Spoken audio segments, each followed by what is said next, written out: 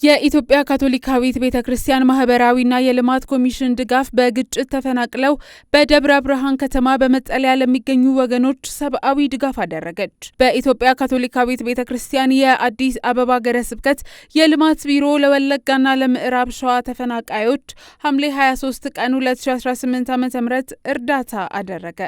በአዲስ አበባ ሀገረ ስብከት የልማት ቢሮ ጽሕፈት ቤት የሚመራው የምግብ ዋስትናና የአደጋ ጊዜ ምላሽ ፕሮጀክት ካለፉት 5 ዓመታት ጀምሮ ከካቶሊክ እርዳታ ድርጅት ካሪታስና ከተለያዩ አጋር ድርጅቶች ጋር በመተባበር የተለያዩ እርዳታዎችን የሚያደርግ ሲሆን በ2018 ዓ.ም ከህዳር ወር ጀምሮ እስከ ሐምሌ ድረስ ለአራተኛ ጊዜ እርዳታ በማድረግ ከ6000 በላይ ሰዎችን ተደራሽ ለማድረግ ችሏል።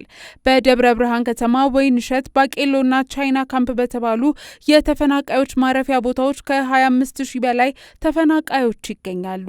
እርዳታው በካሪታስ ተራድኦ ድርጅት የገንዘብ ድጋፍ የተገኘ ሲሆን በሐረር፣ በባሌ፣ በባህር ዳር ደሴ፣ በሶዶ፣ በአዲስ አበባና በአዲግራት አገረ ስብከቶች በመከፋፈል እርዳታ ይደረጋል።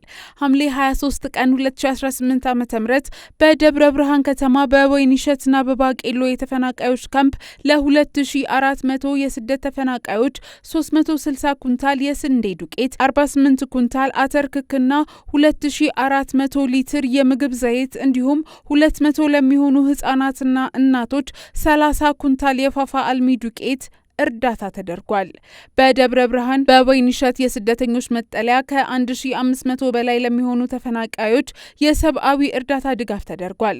በደብረ ብርሃን ከተማ በአስራት ወልደየስ የጤና ሳይንስ ኮሌጅ የመጡ የሕክምና ባለሙያዎች የሕክምና አገልግሎት የሚሰጡ ሲሆን ከአገልግሎቱም የደም ግፊት፣ የስኳር፣ የሳምባ ነቀርሳ፣ በምግብ እጥረትና በተጓዳኝ በሽታዎች ለተጠቁ ተፈናቃዮች ነጻ የህክምና ምርመራና አገልግሎት ይሰጣል።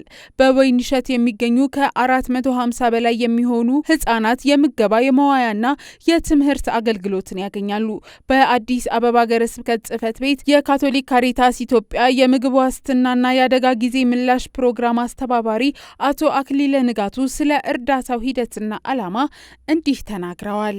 ካቶሊክ ቤተክርስቲያን በተለያዩ በሰው ሰራሽና በተፈጥሮ አደጋዎች የተጎዱ ወገኖች በየትኛውም አካባቢ ላይ ያለውን አቅም በፈቀደ ከተለያዩ አጋር ድርጅቶች በገንዘብም በአይነትም በሌላም የሚያግዙ በመተባበር ድጋፍ ሲደረግ ቆይቷል። የተኖረ ነው በየትኛውም አካባቢ ላይ ያን መሰረት አድርገን እንደዚሁ በአዲስ አበባ ካቶሊክ ጽሕፈት ቤት በደብረ ብርሃን ላይ ከ28000 በላይ ተፈናቃዮች አሉ። ከነኛ ውስጥ በ3 ካምፕ ውስጥ ነው የሚኖሩት፣ በባቄሎ፣ ወይንሸት እና ቻይና ካምፕ የሚባል። እኛ ዛሬ ይዘን የመጣን ድጋፍ የምናደርገው በሁለት ካምፖች ላይ ነው፣ በወይንሸት እና በባቄሎ የተፈናቃይ መጠለያ ካምፖች ላይ። በዚህም ላይ ከካሪታስ ኢንተርናሽናሊስ ከሚባል የካቶሊክ ኮንፌዴሬሽን በተገኘ የገንዘብ ድጋፍ ይዘን መጥተናል። ያም ድጋፍ የምግብ ድጋፍ ነው። በዚህ ካምፕ ውስጥ የተለያዩ አይነት ችግሮች ናቸው ያሉት። የውሃ ችግር አለ፣ የጤና ችግር አለ፣ የመጠለያ ችግር አለ፣ የልብስ ችግር አለ እና እንዳጠቃላይ ችግሮች በጣም ሰፊ ናቸው። ግን ጊዜ የማይሰጠው ምግብ ስለሆነ የተፈናቃዮቹም መጀመሪያው ፍላጎታቸው ምግብ ስለሆነ ከዛ አንጻር የስንዴ ዱቄት እንደዚሁ ይዘን መጥተናል። ዘይት ይዘን መጥተናል። የጥራጥሬ የአተር ክክ ይዘን መጥተናል። እንዲሁም ደግሞ ለእናቶች ለሚያጠቡ፣ ለህፃናት፣ ለነፍሰ ጡሮች ፋፋ አልሚ ምግብ ይዘን መጥተናል ማለት ነው። እንዳጠቃላይ ይዘን የመጣነው የምግብ መጠን 360 ኩንታል የስንዴ ዱቄት በሁለቱ ካምፖች ላይ የሚተላለፍ ማለት ነው። 2400 ሊትር የምግብ ዘይት፣ 48 ኩንታል የአተር ክክ እንዲሁም 30 ኩንታል ፋፋ አልሚ ምግብ ይዘን መጥተናል ማለት ነው። በዚህ ድጋፍ ከ2600 በላይ ሰዎችን ወይም ደግሞ ከ800 በላይ ቤተሰብ አባወራዎችን ለመደገፍ እንችላለን ማለት ነው። በዚህ በባቄሎ በወይንሸት አይዲፒ ካምፕ ላይ 500 በላይ አባወራዎችን ወይም ደግሞ ከ1500 በላይ ሰዎችን አድሬስ ለማድረግ ያው በስርጭት ላይ እንገኛለን ማለት ነው። እንዲሁም በቀጣይ ደግሞ ባቄሎ ላይ እንደዚሁ ከ300 በላይ አባወራዎችን ወይም ደግሞ ከ1200 በላይ ኢንዲቪጁዋልስ ወይም በተናጠል ተፈናቃዮችን ቅድም በጠቀስኩባቸው የምግብ ድጋፎች እያሰራጨ እንገኛለን። ሰሞኑን ማለት ነው። ቀጣይ ዛሬ እዚህ ጀምረናል። እንደዚሁ ዛሬ እና ነገ እንቀጥልና ከነገ ወዲያ ጀምረን ደግሞ በባቄሉ ላይ ባለው ተፈናቃዮች ድጋፋችን እንቀጥላለን ማለት ነው።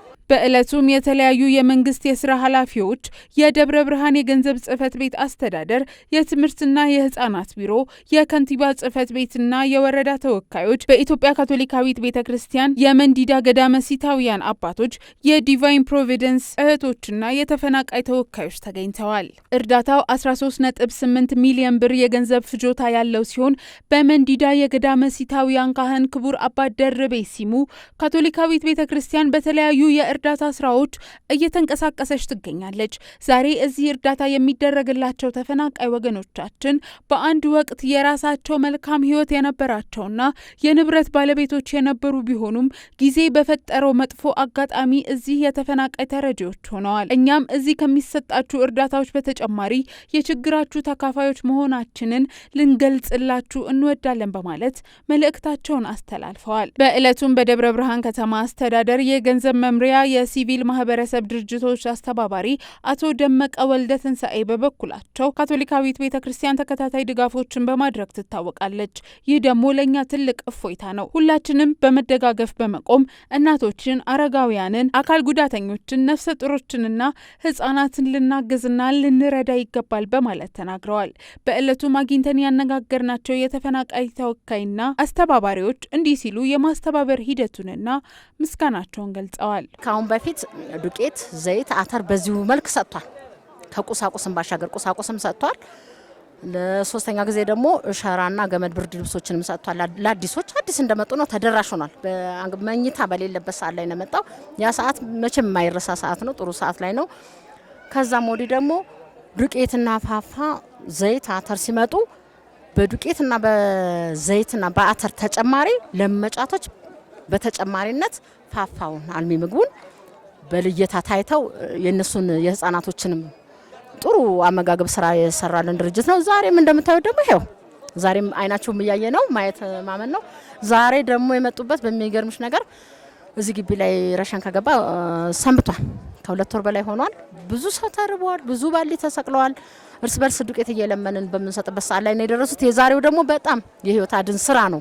እንደ ኤመርጀንሲ ድንገተኛ ነው ብለን ነው የምናስበው። የወይን ሼክ ካምፕ አዲስ ተቀባይ ከመሆኑ የተነሳ ያው ከጎናችን እንድትቆሙ ነው ማስተላለፍ የምፈልገው። ሌላው ወጣትን በተመለከተ ወጣት ጉልበት እያለው መንቀሳቀሻ አጥቶ ዝም ብሎ ነው ያለውና ቢያንስ የስራ ፈጠራ የሚደረግበት አጋጣሚ ካለ ወጣቶችን የምናቋቁምበት ወይም ደግሞ ህብረተሰቡንም ደግሞ ከተቻለ አቅም ካለ ህብረተሰቡም የሆነ ነገር ተፈጥሮለት የራሱን ስራ ሰርቶ የሚለወጥበትን መንገድ ፈጣሪ በረዳቸው አቅም እንደዛ ቢደረግ የሚል ሀሳብ አለኝ እና ካቶሊካዊት ቤተክርስቲያንን በጣም ከልብ ነው እማመሰግነው። ሐምሌ 23 እና 24 ቀን 2018 ዓ.ም በወይንሸት የእርዳታው ሂደት የሚቀጥል ሲሆን በሚቀጥሉት ቀናት ደግሞ በባቄሎ የስደተኞች ካምፕ ተመሳሳይ እርዳታው እንደሚቀጥል ተገልጿል።